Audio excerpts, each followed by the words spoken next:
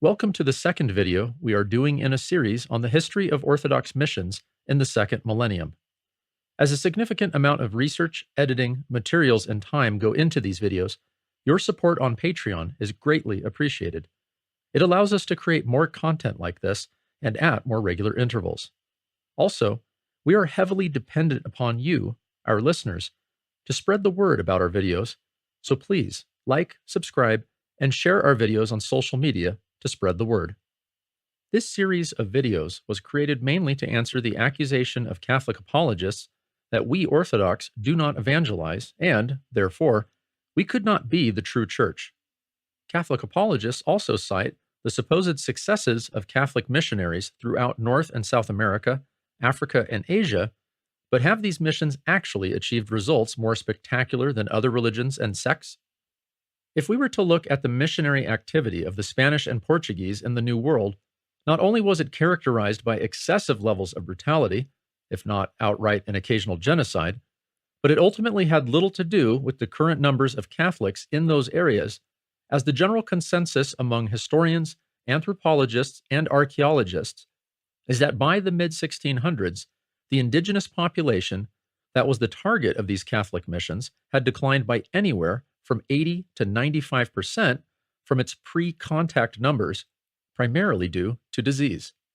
This is generally supported in DNA studies as well, which indicate populations of larger nations such as Mexico, Argentina, and Brazil have an average of 20% or less indigenous DNA in their genome, with the rest being largely European, then indigenous, then followed by African DNA. The missionary efforts of the Spanish and Portuguese to the natives barely made a dent in the number of Catholics currently in the New World. The only other option this leaves is the high birth rate of the European Catholic population who came to the New World. This is important because roughly 1/2 of all Catholics worldwide reside in North or South America, and therefore these numbers were not due to some great missionary endeavor, but instead to transplanting populations. If we look at Catholic populations that are due not to European immigration or colonization, but to more direct missionary effort, the story is usually depressingly unsuccessful. For example, despite having missionaries in China since the 13th century, the Catholic Church's official numbers state that there are less than 12 million Catholics in China, which is less than 1% of the Chinese population. Even in Vietnam, the number of Catholics is 7%, despite the Catholic Church running missions there for centuries. Korea is 11% Catholic, while Indonesia and Malaysia are both 3.5% Catholic. Thailand and Japan both have roughly half of 1%, while India is 1.5% Catholic. This is despite multiple centuries of missionary work in these countries. But if we were to go to one nation in Asia colonized by Spain, that being the Philippines, the Catholic population is roughly 85% of the population. The common denominator is that unless they are able to force Catholicism on the populace, the Catholic missions have pathetically low conversion rates compared to those of Protestants, who have been doing missions for far less time than their Catholic opponents. In fact, outside of the Philippine Islands, Protestants outnumber Catholics at least 2-1, and occasionally as high as 5-1. So if we really want to claim that success in missions means one is the true church, then the Protestants, for the last 200 years specifically, have been the supposed true church. A similar story plays out in Africa as well, in which Catholic missionaries largely tread in the footsteps of Protestants and rely on high birth rates. Even then, Protestants outnumber Catholics in almost every single African nation, and oftentimes several times over. But if we want to play the numbers game, then Islam now has more members than Catholicism. But as indicated in our last video, this is due to Islam's high birth rates. In conclusion, the argument from missions is a poor argument to make. Now, our own missions have been greatly underdocumented, and part of this has to do with the fact that the majority of sources are not yet in Western languages, specifically in English. But it is worth going over our own history of missionary work. In our prior video, we discussed those missions that took place between the years 1054 and 1600. In this video, we will begin to recount the story of those missions from the year 1601 to 1917. We actually found so much information on this that we decided to make two separate videos on Orthodox Christian missions from 1601 to 1917. As with most of our videos, up to the first half will be available for free on YouTube, while the second half is exclusive to our Patreon subscribers. In this second video in the series, we will cover a number of other missions. The missions to Siberia, the mission to Alaska, the mission to Altai, the mission to Kazan, the mission to the Nestorians in Urumia, the mission to the natives of Kamchatka, and the mission to China. The mission to Siberia. At the end of the 16th century, the Russian Tsardom began expanding into Siberia. This was made possible in part by the conquest of Kazan in 1552, as it neutralized the major Islamicized Turkic tribes in that area and began their slow conversion to Christianity. By the early 17th century, Russia extended to the Pacific Ocean, and the Orthodox Church in Russia was confronted with the gargantuan task of evangelizing an area several times its size only a century prior. Among its newly conquered regions was Siberia, which had three main ethnic groups. The first were the Mongol ethnicities, such as the Chukchi, Yakuts, Kamchadals, Koryaks, Kyrgyz, Kalmyks, Tungus, and Buryats, following Lamaism, or, as it is more commonly known today, Tibetan Buddhism. The second group were Finno-Ugric tribes, such as the Ostyaks, Samoyeds, and Vogels, who practiced shamanism, with some embracing Islam later on. The third group were Tatars, many of whom were refugees fleeing the conquest of Kazan, and they were primarily Muslims. In the early 1600s, Orthodox clergy were sent from the region of Vologda to the Ostyaks, a group living along the Ob River. Their large-scale conversion started when their prince, Abdorsk Anda, accepted Orthodoxy and built a church dedicated to Saint Basil the Great. In the following year, 1601, the monastery of Saints Zosima and Savati in Tobolsk was founded, and in 1602, another Ostyak ruler, Igichi, converted and built a church also dedicated to Saints Zosima and Savati. In 1604, another monastery, this one dedicated to the protection of the most holy Theotokos in Turinsk, was founded. And in 1616, the Preobrazhensky Monastery in Tyumen was founded. By 1616, an episcopal see with a cathedral was founded for Siberia in the city of Tobolsk. Its first archbishop, Cyprian, was installed in 1620, and he founded several monasteries and churches. By the time he was transferred to a new see in 1624, Siberia had 30 churches, 12 monasteries, 300 parish clergy, and 50 monastics. One might notice the number of parish clergy was nearly 10 times the number of churches, and this is presumably because the clergy were mobile, as they were ministering to largely nomadic tribes, so they were performing services in tent churches and out in the open. Archbishop Nektar, who reigned from the year 1636 to 1640, constructed the Znamensky Cathedral outside Tobolsk and the Znamensky Monastery. Further, in the year 1644, the Dalmatian Monastery of the Assumption was founded on the Issyk River in Siberia. By 1668, the Archbishop of Siberia was elevated to a metropolitan, and there were 1,500 parish clergy and 100 monastics. By 1681, Orthodox Christianity had passed into Transbaikalia, and a mission was sent to the Amur people under the command of Patriarch Joseph and Tsar Theodore Alexievich. It was shortly after this, under Metropolitan Ignatius of Siberia, who reigned from the year 1692 to 1700, that the Church of St. Sophia in Beijing, China, was consecrated for the Albazinians. We will come back to this later when we discuss the missions to China, Japan, and Korea. But among all these figures, the Ukrainian bishop St. Philotheus Lezhinsky, who was Metropolitan of Siberia from 1702 to 1711, and then from 1715 to 1720, and who, appropriately, took the name Apostle to Siberia due to his fantastic missionary labors. Educated at the Kiev Theological Academy, he was widowed and took monastic vows at the Kievan Caves Monastery. In 1702, he was appointed Metropolitan of Siberia and soon organized the first Episcopal school while sending missions to the local pagans and Muslims and combating the Old Believers in that area. Furthermore, he had to confront the Islamic missions to the Ostyaks and Volgals, which he did with great success. It was in this first episcopal school that St. Philotheus showed his true genius in organizing it along the lines of the Ukrainian theological schools. The first one was established in Tobolsk, and the children studied Russian language and literacy while being catechized in the Christian faith. He followed this school with another at Verkhotursky and another at Kondinsky, while establishing a fourth at Berezovsky. These schools were set up for the Ostyak and Volgal children, who converted and prepared them for future ministry in the church.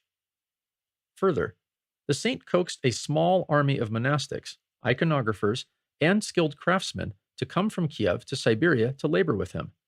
There, he restored dilapidated churches, enforced morality among the clergy, educated the local Russians and native peoples, and, under the hieromonk Martin, sent missions to Kamchatka in Russia's far east, where he established the monastery of the Dormition of the Theotokos there and converted a large portion of the natives.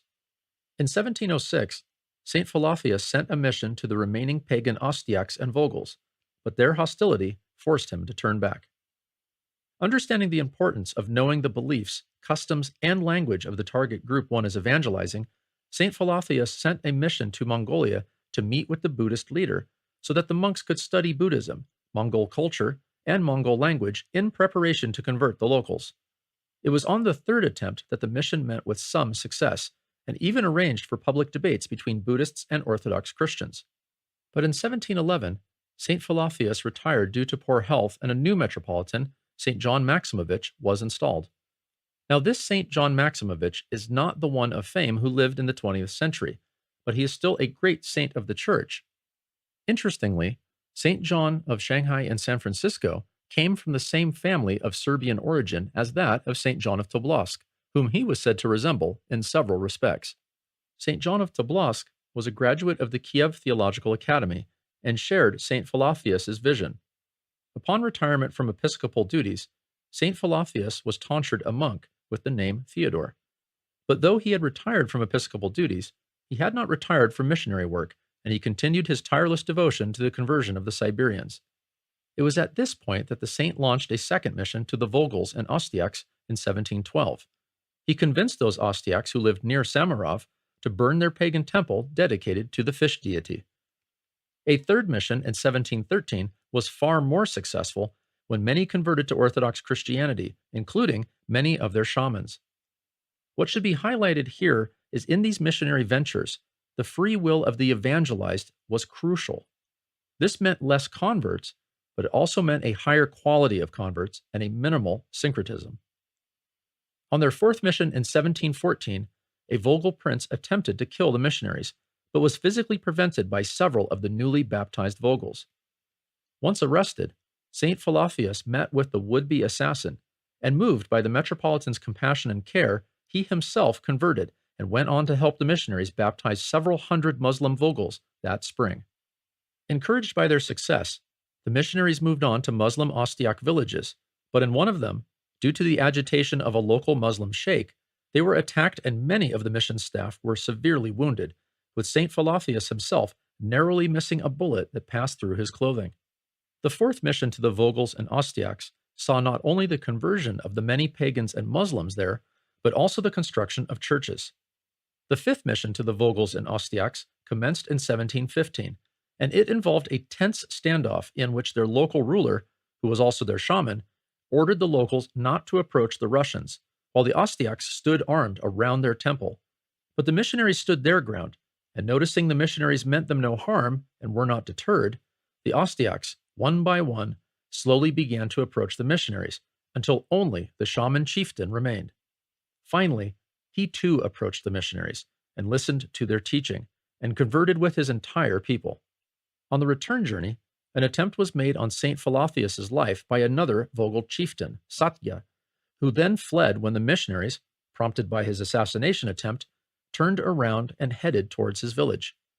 At seeing their chief flee, the people largely converted, but when Satya returned, he also was baptized. In fact, in 1744, Satya's descendants requested the diocese to build a new church in exchange for providing the salary for a priest, so his conversion bore fruit.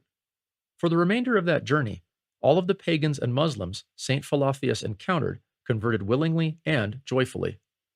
In 1715, St. Philotheus was called back into the episcopal seat to run the Diocese of Siberia, when his successor, St. John Maximovich of Tobolsk, reposed in the Lord. His feast day is June 10th. Upon reassuming his previous role, St. Philotheus continued missionary work among the Ostiaks and Vogels until he retired for the second time in 1720, and spent the remaining 6 years of his life in a monastery ministering to the local Ostiaks before reposing in the Lord in 1727. When St. Philotheus ascended the episcopal throne in 1702, there were 160 churches in a diocese that spanned 300,000 square miles. Only 18 years later, he had increased the 160 churches to 448 and 37 monasteries, and stated he had baptized roughly 30,000 pagans and Muslims, though his successor, Metropolitan Anthony, as well as his biographer, N.A. Abramov, state that the number was roughly 40,000 converts. His feast day is March 31st, and he is also commemorated on June 10th on the Feast of All Saints of Siberia. The work he started was completed years later when the final remnants of the Vogels and Ostiaks were converted in 1745. The Mission to North America. In 1784, two entrepreneurs, Grigory Ivanovich Shelikov and Ivan Larionovich Golikov, founded the first Russian settlement on Kodiak Island in Alaska. Unlike other settlements, though, this one would immediately have a church built on it by the decision of both Shelikov and Golikov, and they did so first and foremost to take care for the Russian local workers, but also to evangelize the natives. Shortly thereafter, a priest arrived, and a mission school was started by the two businessmen, but it was in 1793 that they approached the Russian Synod and offered to fund any missionary work to the natives which the Synod would order. As the Russian Empire's capital was located at St. Petersburg, and therefore not far from the Valam Monastery in modern-day Finland, 10 monastics were chosen, and they arrived in Alaska in 1794. Now, prior to their arrival in 1790, a priest by the name of Father Vasily Svitsov was working for the Russian company and traveled through the Aleutian Islands and baptized just over 100 Aleuts and performed marriages for a dozen or more, so the group of 10 from Valam found a small number of natives who were already Orthodox Christians.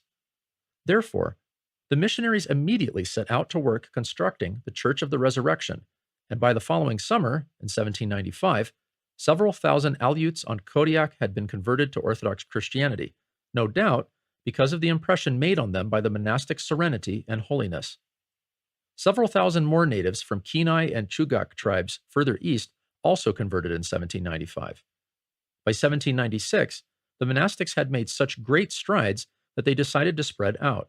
One of them, Father Juvenali, went to the Chugach and Kenai tribes, baptizing close to 1,000 of them before being martyred by the local Inuit. By 1796, about 7,000 natives had been baptized. That same year, it was decided by the Holy Synod to consecrate the hieromonk Joseph as the bishop of Russian holdings in North America, and so, traveling back to St. Petersburg, he was elevated to the episcopate, but upon his return in 1799 with 3 other members of the initial 10, their boat sank and they were all killed. Now, one would have thought that a new bishop and new missionaries would have been sent, but this is where a man named Alexander Baranov comes into the picture. In 1790, Baranov gained control of the Russian-American company, and with it, he received essentially dictatorial rights over all land administered by the Russian-American company in Alaska, all the way down to Fort Ross in California. With a private army and unsupervised by the Russian authorities, Alexander Baranov could do whatever he wanted, and part of that was enslaving the natives. Except the missionaries stood firmly in the way. Seeking to see the mission die, Baranov did his best to make sure no news describing the dire straits of the mission made it to St. Petersburg, but when it did, he began a smear campaign against the missionaries. On top of that, Baranov intercepted and diverted funds meant for the mission's coffers sent from the Russian treasury. These coffers were set aside for the upkeep of the mission, and Baranov's thievery thereby deprived both the missionaries and their native flocks of sorely needed medical supplies, educational resources, building materials, and liturgical supplies. So horrendous was Baranov that when a hieromonk named Gideon was sent to investigate from 1804 to 1807, he was chased out by Baranov after attempting to reopen schools for the natives. When hieromonk Gideon left, the mission had only 3 members: hieromonk Athanasius, the monk Joseph, and St. Herman of Alaska. It stayed this way largely because Baranov used his massive network of connections to keep the imperial court in St. Petersburg from sending a new bishop or more missionaries. This situation continued on until 1818, when Baranov left Alaska, and his replacement, a certain Yanovsky, arrived, and after an initial rocky period, he eventually developed a friendly relationship with the 3 missionaries who, under constant harassment from Baranov and his lackeys, had worked tirelessly for the conversion of the natives. Yanovsky allowed new clergy to come to Alaska, and not a moment too soon, as the monk Joseph reposed in the Lord in 1823, while Father Athanasius returned to Russia in 1825 due to rapidly declining health, and shortly thereafter, he fell asleep in the Lord as well. Father Athanasius was willing to return to Russia because a new missionary, who was a skilled craftsman with an extraordinary skill in language acquisition, had arrived in Alaska. His name was Father John Veniaminov. From the original group of missionaries, only St. Herman remained, and with Father John now caring for the native tribes, St. Herman retreated to Spruce Island to lead the life of a hermit. Despite his desire to be alone, word of his miracle-working abilities spread, and the natives, as well as Russian workers, came to see him and seek his counsel, while the saint ran an orphanage and taught the local children. The stories of St. Herman's miracles would be an entire video in and of themselves, but while living on Spruce Island, he saved the island from a flood, as well as a wildfire, and later tended to the Aleuts during plague, without himself becoming ill. His perpetual and extreme asceticism, as well as superhuman displays of physical strength at the most random moments, simply added to his mystique among the natives who loved him dearly for the unrelenting compassion and kindness that he showed towards them, which is why they referred to him as Appa, meaning grandfather, in the Aleutian language. On the night of the 25th of December in 1837, a bright pillar of light could be seen over St. Herman's small dwelling for miles and miles around, thus signaling he had reposed in the Lord. We celebrate his feast on August 9th. Father John was 26 years old when he arrived in Alaska with his wife, 1-year-old son, and mother-in-law in 1824.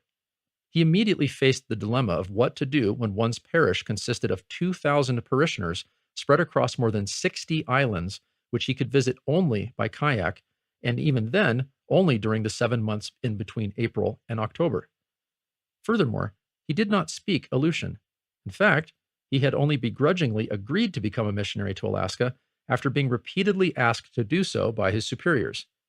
When he finally acquiesced, his wife, Ekaterina, begged him not to go, but he had given his word he would, and realizing that the area had been without a priest for 30 years, he knew that either he would be the one to carry out the missionary work or no one else would. The Veniaminov family made their home on the island of Unalaska, which was over 1,000 square miles. There, they lived in a sod house, while he constructed the Church of the Ascension. When he had finished building the church, he then built a proper home for his family.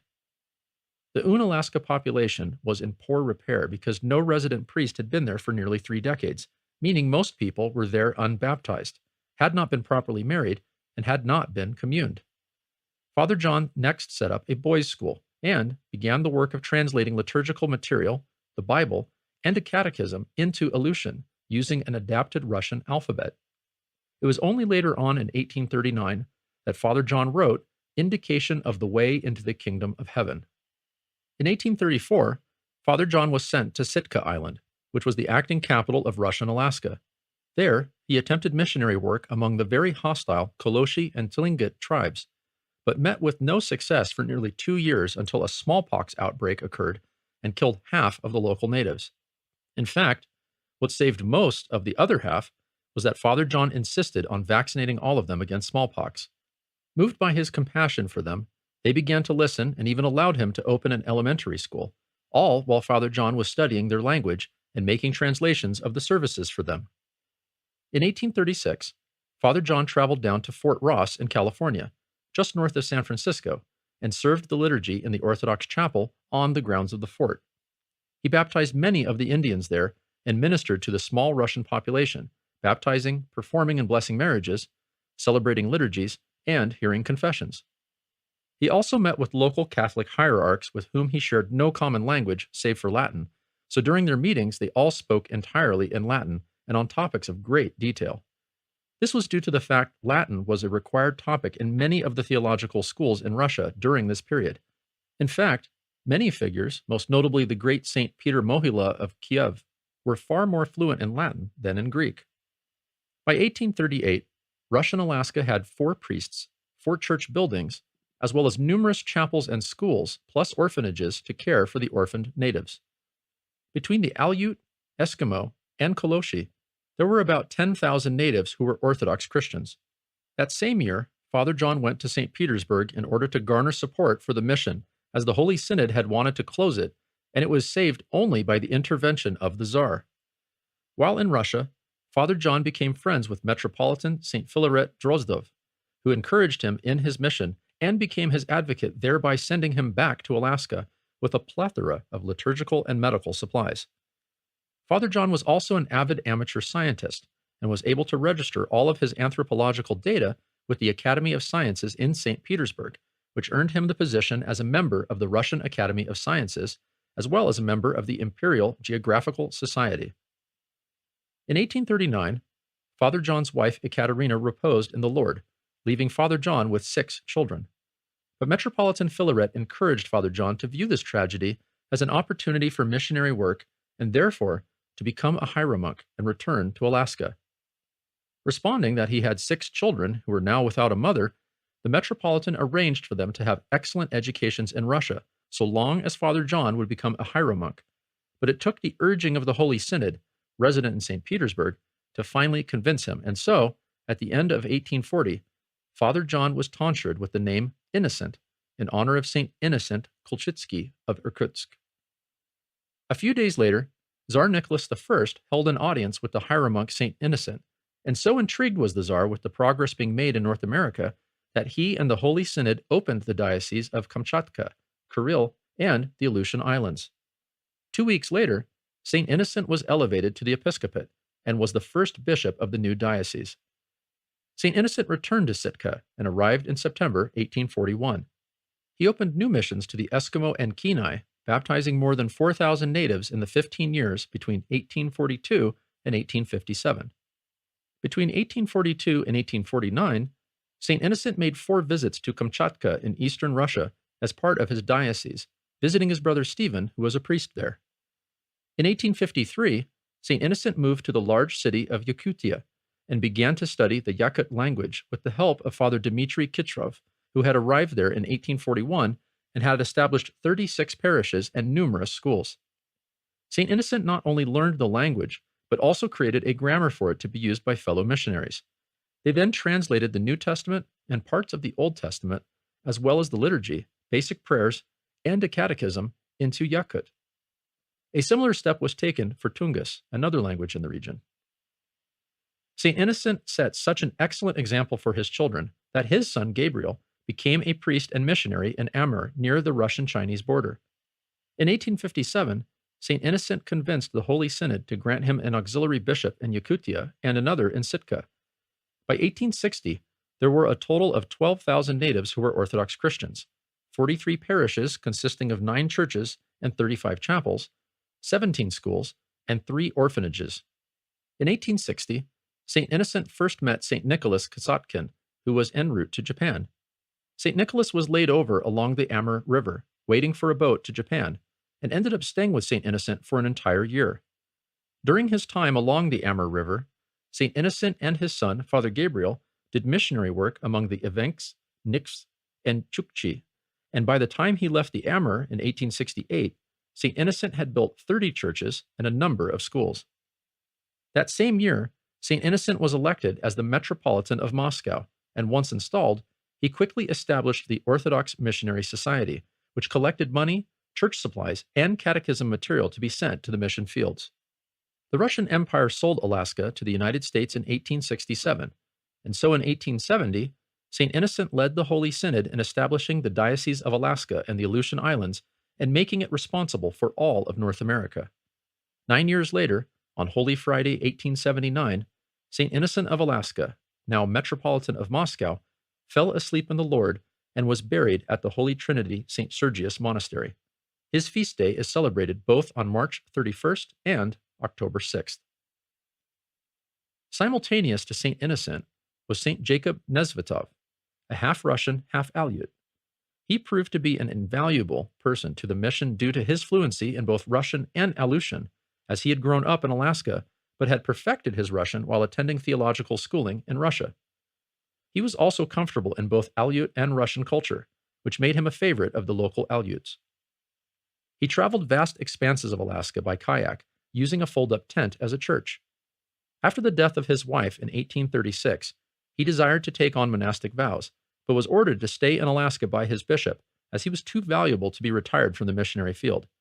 He then doubled down on his efforts, and taking indigenous assistants with him, St. Jacob headed to the Yupik and the Athabaskan peoples in order to evangelize them, baptizing over 1,000 of them. He reposed in the Lord in 1864 in Sitka, Alaska. We will return to North America later in this series and discover how the diocese expanded then into Canada and the lower 48 states. The Altai Mission. Previously, missionaries had simply been monastics who would operate from the remote dwellings, oftentimes fortified monasteries in the wilderness, and this was highly effective. But by the 1700s, one of the issues that came up was the lack of formal training for missionaries, as it had been realized that this lack of training had hampered mission work. What the church needed were not just holy people, but persons who could quickly and easily acquire a working knowledge of the target population's language and then rapidly gain an accurate understanding of their culture and religion to facilitate conversions, as well as translate liturgical text and catechism material. This was first put into systematic action in the 1800s in the Altai Mission, located in what is now the junction between Russia, Mongolia, and Kazakhstan. And due to the model's success, it was replicated elsewhere, as we shall see throughout this video. The mission began under the auspices of Archimandrite Saint Macarius Glukareva, who reposed in 1849. A skilled linguist fluent in Latin, Greek, Hebrew, French, German, and Church Slavonic, and proficient in both English and Italian. He moved between different teaching positions frequently due to his contentious personality, until he contracted tuberculosis and was moved to the Kievan Caves Monastery, believing he would die. Slowly recovering, but perpetually suffering from the lingering effects of tuberculosis, he used the time to translate both St. Augustine's Confessions and Pope St. Gregory the Great's Dialogues from the original Latin into contemporary Russian, which caused them to be widely circulated. Now, as St. Macarius was making these translations, and at the request of Metropolitan Eugene Kazantsev of Tobolsk, the Holy Synod of the Russian Orthodox Church established 2 missions in the north and in the south of the gigantic Tobolsk diocese. This diocese, the listener will recall, was 300,000 square miles and covered most of Siberia. The Volgals and Ostyaks, converted by such figures as St. Philotheus and St. John Maximovich of Tobolsk, were a minority of the peoples who resided there, and the southern region was largely Muslim and Turkic, while the northern parts were semi-nomadic Finno-Ugric tribes mixed in with a trickle of Russian Slavic settlers. In establishing these 2 new missions, the Synod faced a detrimental issue. Much like the church choir, wherein mostly the mediocre voices volunteer while the skilled singers take paid positions elsewhere, no one capable wanted to volunteer for the mission work. In fact, so dire was the situation that Metropolitan Eugene sent personal letters to the monasteries pleading for anyone to do missionary work, but hardly anyone replied. It was not until a pilgrim shamelessly cajoled St. Macarius about it that he begrudgingly agreed. St. Macarius was sent to the southern mission, and due to his poor health, he was granted 2 seminarians who would assist him in missionary work. For the following 10 months, they studied whatever material was available on the Altaians, and in 1830, St. Macarius arrived in Bielsk in Altai and began his work in an area that had roughly 40,000 Turkic pagans and Muslims. Taking up residence in a nearby abandoned village called Maima, one of the seminarians died after a short illness, and the second one left, which meant St. Macarius, in poor health, and shortly after arriving, worked alone. His only assistance came in the constant prayers he offered up to God, and a 70-year-old exile from modern-day Ukraine named Peter, who, after helping in the mission, decided to take on monastic vows and labor under St. Macarius. As mentioned, the village of Maima, where St. Macarius and the monk Peter lived, was largely abandoned, but this afforded St. Macarius the time to study the language and dialects, customs, and religion of the Altaians. He created an alphabet for their language, known as Telut, compiled a dictionary, and started translating prayers and select passages from the Bible. But in 1836, a new seminarian had arrived, Stefan Lantyev from Nizhny Novgorod, and together they opened a hospital and almshouse while continuing to labor in translation work. 4 years later, in 1840, Sophia de Valmont, a French woman who had converted to Orthodoxy, arrived at the mission and laid the groundwork for what would later become a convent in the city of Ulal in 1863. By 1881, there would be an attached school, a hospital, and a significant number of monastics from the local Altaian population, thus allowing it to become the heart of the Altai mission. Due to the rapid success of the mission, St. Macarius wrote an essay titled Thoughts on the Most Successful Way to Spread Christianity Among Jews, Pagans, and Mohammedans in the Russian Empire. He argued that in addition to a holiness of life, the missionaries must first be trained to be missionaries, and, as soon as possible, translations must be made into the vernacular. But beleaguered by poor health, St. Macarius reposed in the Lord in 1847 at the age of 55, and his feast day is May 18th. Upon his death, the mission passed into the hands of the seminarian Stefan Lantyev, who made modest advancements upon St. Macarius' work. By 1884, though, the mission was being run by another St. Macarius, this time Bishop St. Macarius Nevsky of Bielsk. St. Macarius worked to educate the local Russian population in the faith and labored to reconcile old believers to the Patriarchate while denouncing revolutionaries, which resulted in someone setting his house on fire, but this did not deter him.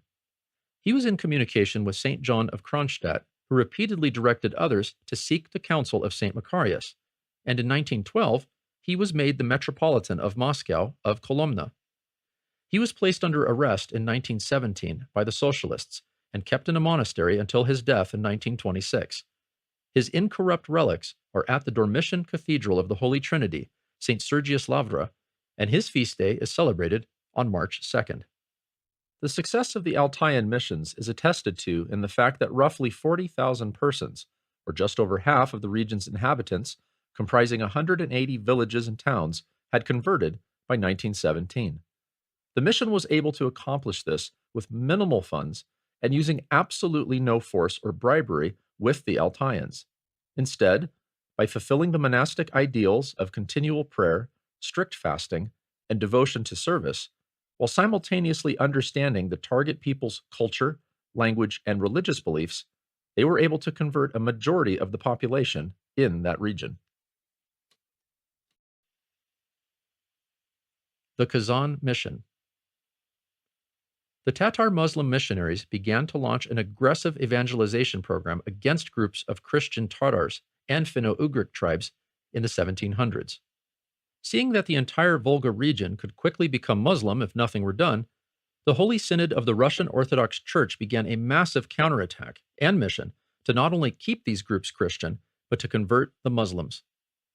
Part of the issue was that though larger ethnic groups like the Permians had had services translated into their own languages early on, the gargantuan task of translating the liturgy, prayers, lectionary, lives of the saints, etc., and then copying it out hundreds of times was not something which was taken up lightly, and as most of these smaller groups were becoming more and more Russified or Slavicized, it became essentially redundant since they would soon be able to understand the liturgy, prayers, and lectionary in the Slavonic versions that had already existed.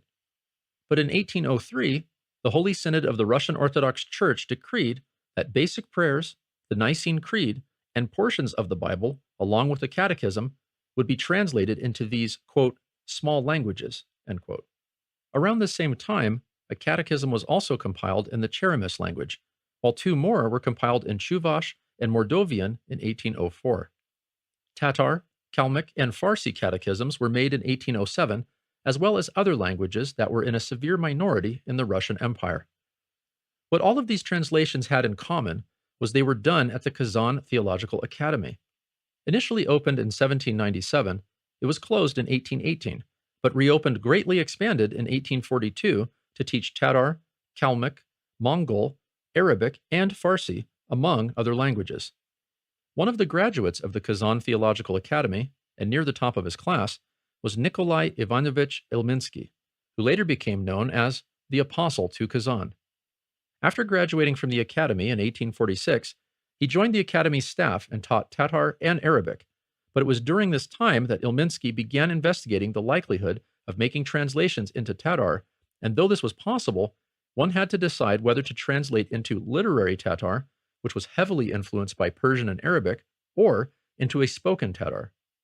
The literary language could be understood by the upper class, regardless of which Tatar group they were from.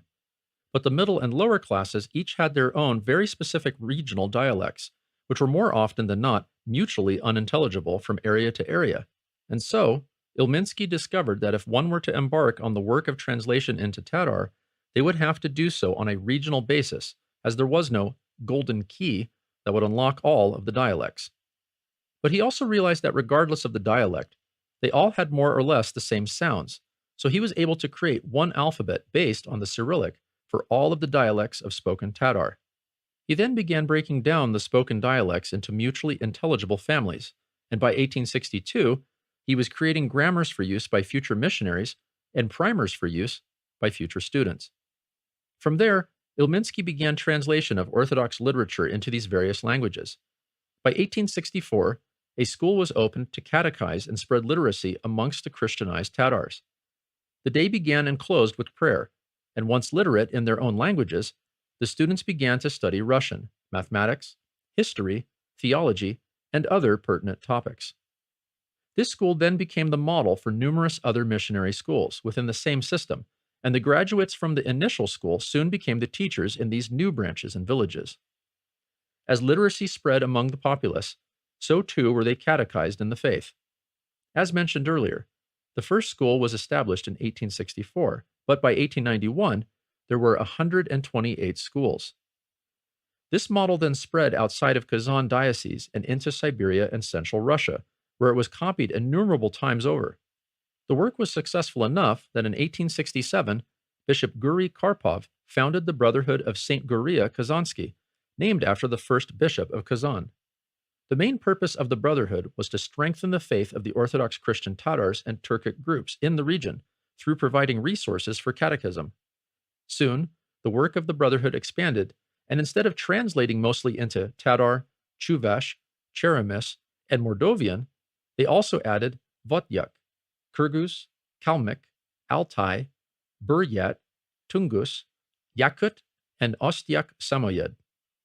Even St. Nicholas Kazatkin, on his way to Japan in 1869, consulted Ilminsky on translation methods, and one of the most famous teachers at this school was the Syrian-born Bishop of New York, St. Raphael Hawawini, who taught Arabic there.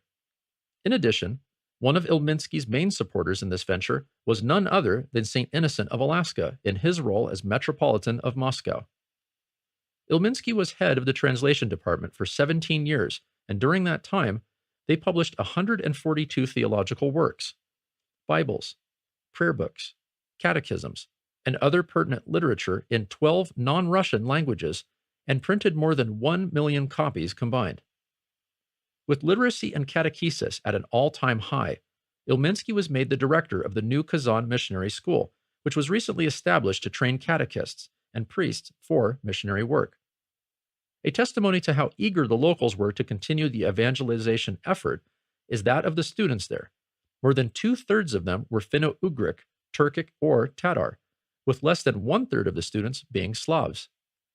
In 1889, the missionary department located at the Kazan Theological Academy became a 2-year institute created to prepare missionaries for their work in the field. On December 27, 1891, Nikolai Ivanovich Ilminsky reposed in the Lord, but his work far outlived him. Though never ordained nor tonsured, and despite the fact it appears as though he began his venture on his own initiative, Ilminsky accomplished more in terms of missionary effort than almost any other single missionary in Russian history. Were it not for Ilminsky, Not only would the vast system of missionary schools not have existed, but untold numbers of Turkic and Tatar Christians would have converted to Islam. Furthermore, it is only because of Ilminsky's efforts that the translations of liturgical materials, Bibles, and catechesis material were produced for those groups residing in Yakutia, Altai, the North Caucasus, and across the Russian steppe. The mission to the Assyrians. In the early 1800s, just over 100,000 Nestorians lived in the region inside the red rectangle on screen. Due to encroachments by Muslim Kurds, Turks, and Sunni Arabs, the Assyrians were highly desirous of assistance from the only Christian power within striking distance, that being the Russian Empire. Now, one might wonder how that would be the case, as Georgia, Armenia, and Azerbaijan were blocking Russia from entering the southern Caucasus Mountains. But after 2 wars in the early 19th century, Russia had claimed all of those territories, and Nestorians began moving into them, seeking safety from the Muslims. Along with these migrations came a desire to unite with the Orthodox Church during the mid-19th century, and so Archimandrite Stefan Sokolsky was dispatched to Urmia to negotiate a union in 1861 and 1862, but the union stalled due to various political circumstances.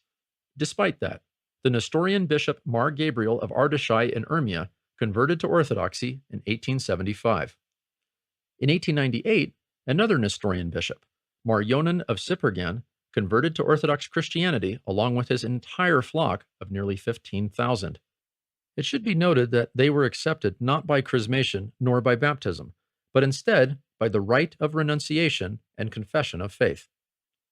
By 1904, Mar Elias, a nephew of Mar Gabriel, was consecrated a bishop to assist in serving the Assyrian Orthodox community in Urmia. Later, in 1912, the bishop Mar Sarisha Abraham also brought his diocese into communion with the Russian Orthodox Church, perhaps doubling the number of Assyrian Orthodox Christians. Shortly thereafter, in 1900, Archimandrite Theophylact Clementiev was named the head of the Urmia mission with the goal of bringing the rest of the Assyrians into the fold. Anglican and Catholic missionaries were active among the Assyrians, and in the 16th century, many Assyrians went into communion with Rome in the form of the Chaldean Catholic Church, meaning that the Russian mission was in competition for believers with them.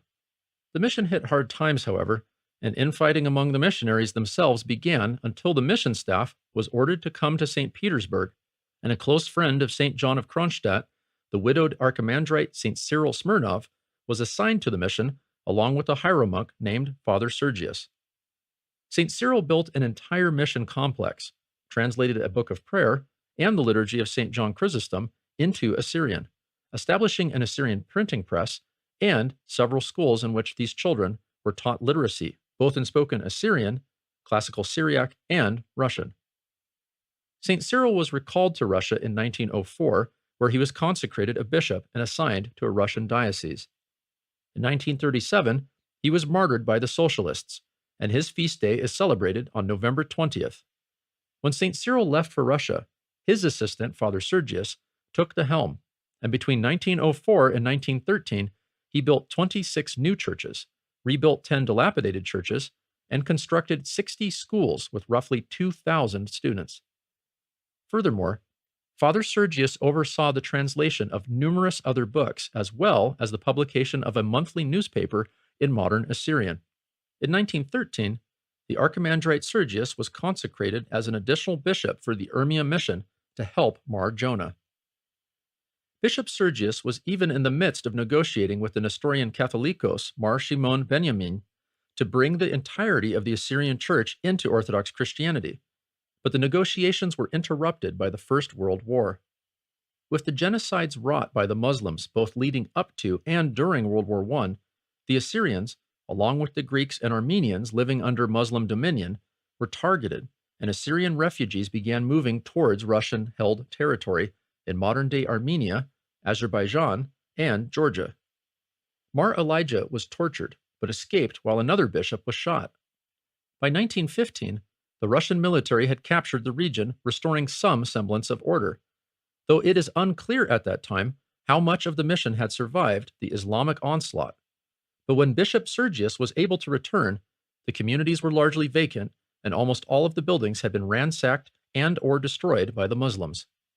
Bishop Sergius returned to Russia by the order of the Holy Synod, and Archimandrite St. Pimen Belalikov was elevated to the episcopate, taking over the mission until 1917 when he was recalled to Russia, only to be martyred by the socialists the following year.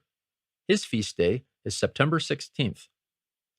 Mar Elijah, who had survived torture, headed the Assyrian mission until 1928, but had to do so under patronage from both Rokor and the Serbian Church, as the Moscow Patriarchate was unable to sustain any missions.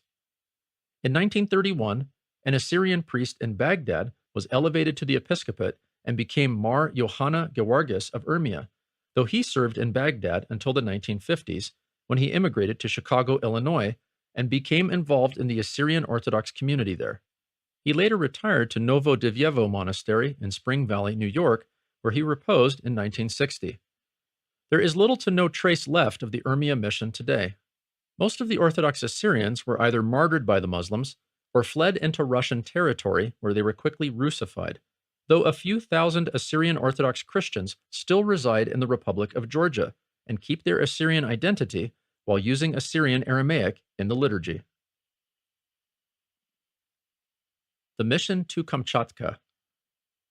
In the far east of modern-day Russia lies the region of Kamchatka. Within Kamchatka reside three main ethnic groups: the Chukchi, the Tungus, Eskimo, and the Koryak peoples, all of whom practiced animism and shamanism.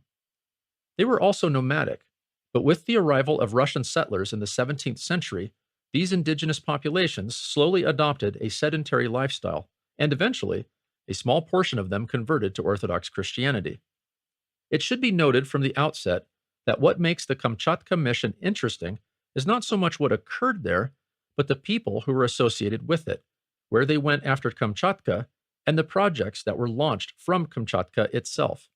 It might be said that the Kamchatka mission was more so a stepping stone to other missions, as it struggled to ever be successful on its own. As the story of the mission unfolds, these fascinating details become clearer. The first missionary to them was an archimandrite by the name of Martinian. Sent by Metropolitan St. Philotheus of Siberia in 1705, Martinian's missionary work was limited, and he was killed in 1718. Next, a Cossack pirate named Ivan Kozyrevsky, who is most famous for annexing the Kuril Islands to the Russian Empire, became a monk and established a hermitage there. But he was summoned to Moscow in 1732 and, for unknown reasons, defrocked, with the hermitage being abandoned. In fact, until 1740, that former hermitage was the only church in all of Kamchatka. In 1743, the archimandrite Joseph Kotutsevsky came to Kamchatka and managed to baptize most of the pagans. He also opened schools, but by 1761, only 18 years later, the mission fell apart as no one wanted to take up the laborious role of a missionary in the cold and lonely outpost in the far east of the empire. By 1783, there was not a single school in Kamchatka, and the situation had essentially reverted to what it once was in the early 18th century, with churches only in the cities of Ust-Kamchatsk and Petropavlovsk. In 1840, Kamchatka became part of the diocese administered by the famous St. Innocent of Alaska, which included the Kuril and Aleutian Islands. But it was not until 1897, when Eusebius Nikolsky was installed as Bishop of Kamchatka and the Kuril Islands, that spiritual life actually picked up. But 2 years later, the bishop moved his residence to Vladivostok, and in 1907, the entirety of the parishes in Manchuria were incorporated into the Diocese of Kamchatka. The following year, the mission in Korea, which we will discuss in the following video, was also added to the Kamchatka Diocese due to these additions, which were added, no doubt, because of how small they were. The diocese under Eusebius went from 60 churches to 126 churches, and from 38 schools to 105 schools. But needing assistance, Bishop Eusebius sent out letters to various monasteries, and it was from the Kazan Spaso-Preobrazhensky monastery that he received Nikolai Anisimov. Anisimov had studied Mongolian and Kalmyk at the Kazan Theological Academy and graduated from there in 1907. Ordained with the name Father Nestor, he was sent a set of priestly vestments by St. John of Kronstadt, with whom he kept correspondence until St. John's death. Father Nestor opened a school in Telechiki and translated the liturgy, gospels, and basic prayers into Koryak. He also carried medicine and bandages with him wherever he went, acting as a medic on his routine visits to the tribes. He established a leper colony in Kamchatka, with a church dedicated to Job the Long-Suffering. A hospital to care for lepers was also established, and monastics were brought in from all over Russia to staff it. At one point, with funds from the government running late, exhausted by his endless work and beginning to feel hopeless, Father Nestor randomly received a letter from St. John of Kronstadt encouraging him and included the substantial sum of 400 rubles, which was the equivalent of about 4 months' pay as a civil servant, to pay for his food. Strengthened by the financial support and encouragement of the great saint, Father Nestor persevered. To solve the problem of funds, in 1910, he created an Orthodox brotherhood across Russia to help his flock, and with the money the brotherhood raised, once a year, several train cars filled with building materials, clothing, medicine, and church supplies. These supplies arrived in Vladivostok and then were taken by boat to Kamchatka. Significant moral and financial support were given to the brotherhood by figures such as St. Nicholas of Japan, St. Macarius Nevsky, the apostle to Altai, and Martyr St. Vladimir, the Metropolitan of Kiev. The brotherhood also embarked on the task of funding the construction of churches and schools, such that by 1917, 32 churches, 60 chapels, and 45 schools had been built for the Kamchatkans. The rest of Father Nestor's life is a fascinating story, but that will be expanded upon in the next video in the series.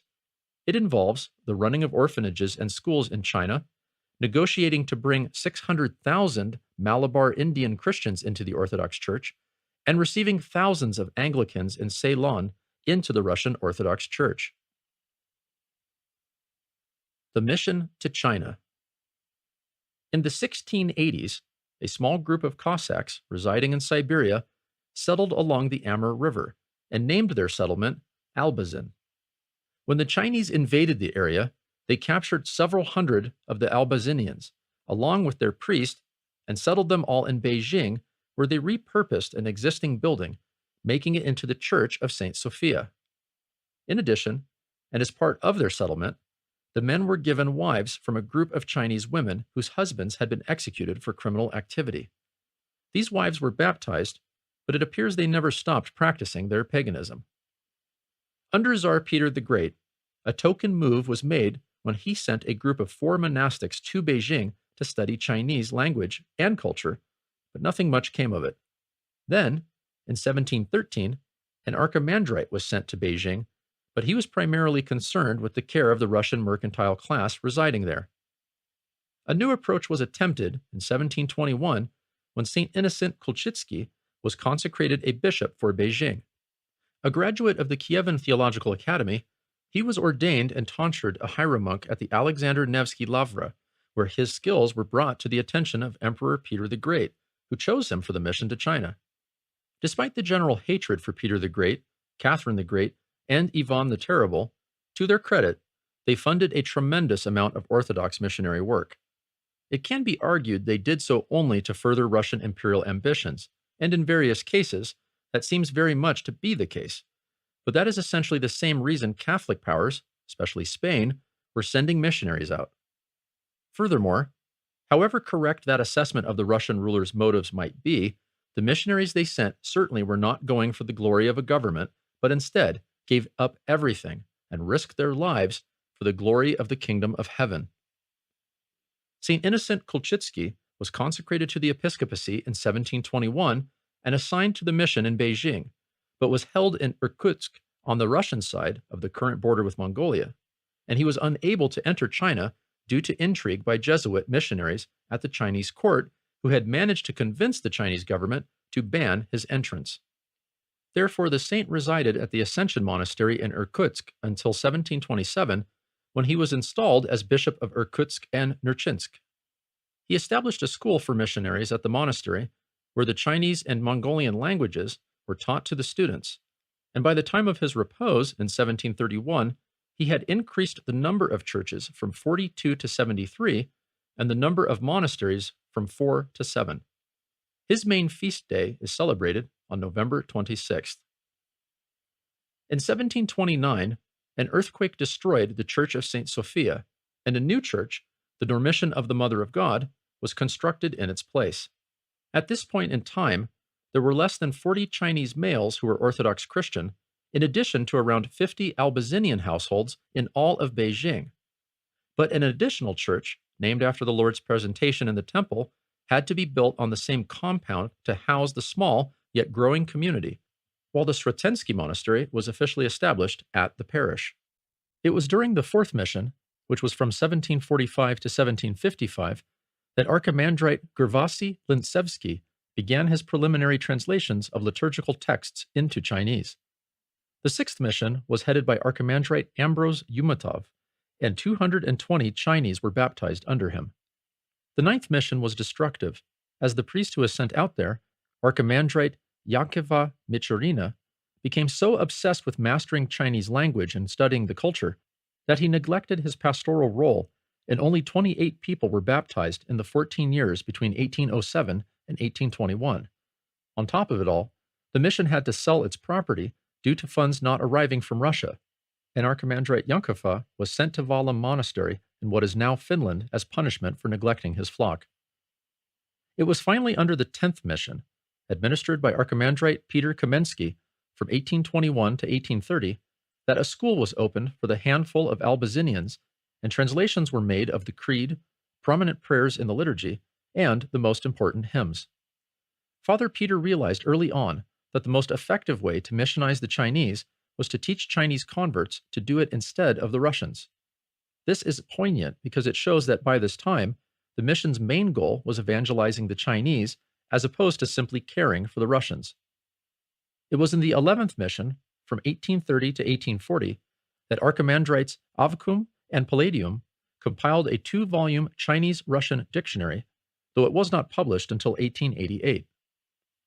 The most significant event up to this time was in 1838, when 500 of the Manchu people were baptized as they found the lives of the Russian missionaries inspiring, and by 1858, most Sundays, there was at least one baptism.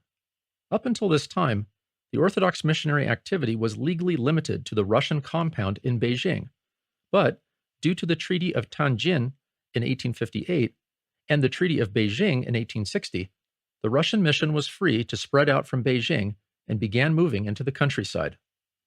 This mission asked for a bishop from Metropolitan Filaret Drozdov, but he declined, citing the relatively small number of faithful, and so the mission continued doing what it had been doing, but increased the number of translations it was making, and so, during the time of the 16th mission, which was from 1879 to 1884, the mission was capable of beginning to perform services entirely in Chinese. This was made possible due to the fact that Archimandrite Flavian Gorodetsky and his assistants, hieromonk Alexei Vinogradov and Nicholas Adoratsky, collected and then proofread liturgical books which had been made by Archimandrite Palladium and hieromonk Isaiah. Furthermore, Father Flavian and his assistants translated the Octoekos into Chinese. Also significant for this time period was the ordination to the priesthood of the native Chinese Orthodox, St. Mitrofan Yang. It should be noted that due to a dearth of bishops near Beijing, St. Mitrofan and several of the mission staff traveled to Tokyo, where St. Nicholas of Japan performed the ordination at the Holy Cross Church in June 1882. On their return to China, St. Mitrofan continued translating pertinent works into Chinese. Even at this point, the mission consisted of less than 500 native Chinese Orthodox Christians. The 17th mission ran from 1884 to 1895 and was supervised by Archimandrite Amphilochia Lutavanov, who, taking advantage of the favorable conditions created by the treaties of Tianjin and Beijing, began to hold services in other cities within China.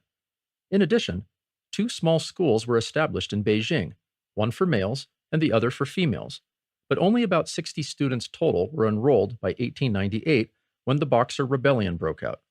Similarly, schools run by the Russian Church were found in the city of Ulaanbaatar in what is now Mongolia, as well as the Chinese cities of Wuhan and Tianjin, and the Uyghur city of Urumqi in northwestern China.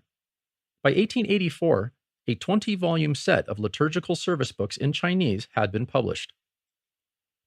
It was the 18th mission that marked the beginning of success when it came to bringing in converts.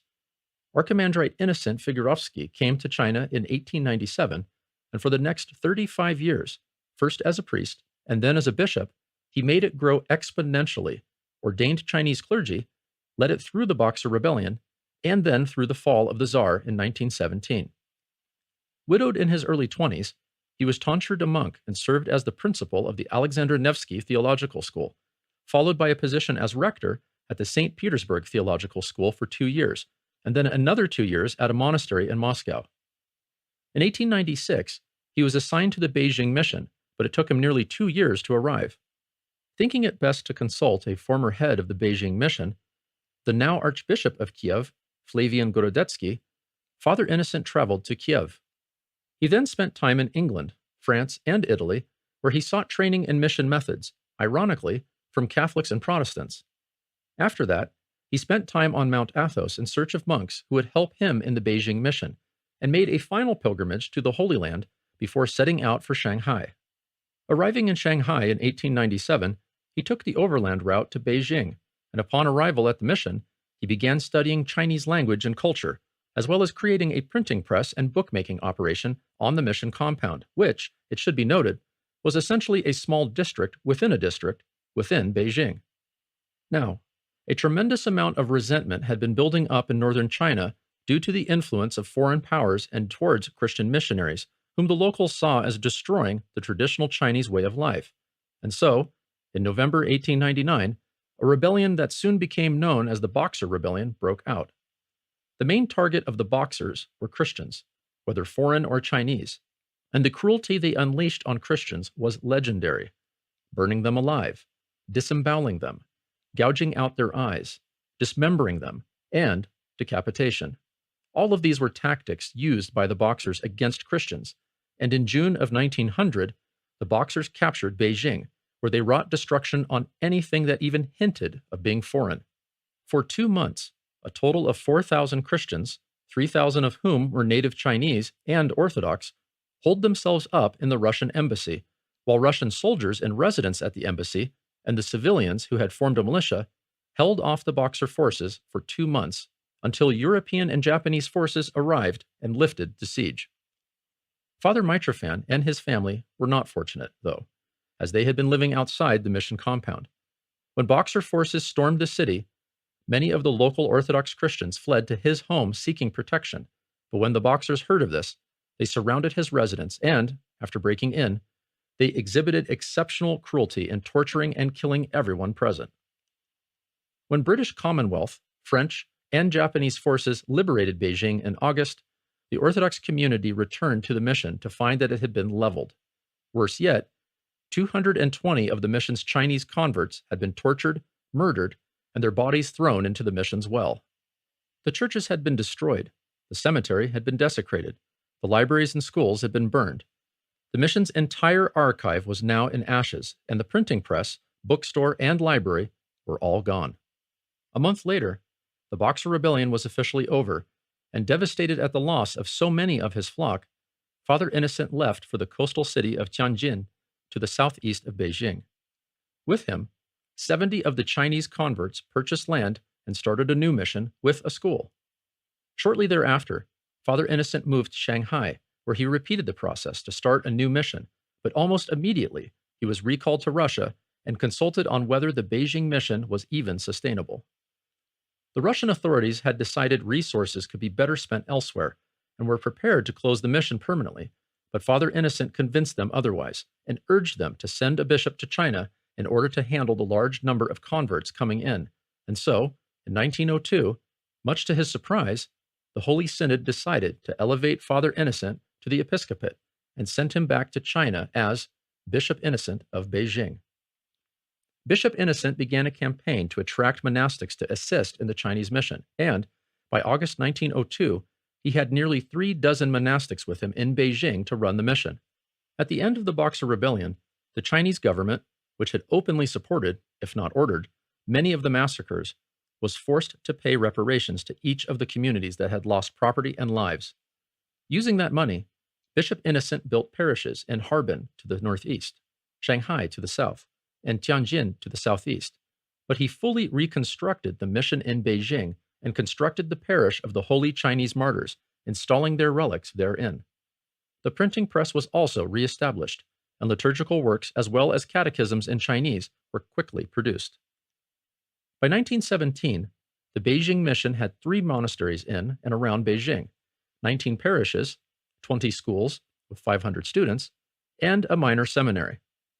The mission's official paperwork states it had nearly 5,600 believers, while it had more than 24 priests, both Russian and Chinese.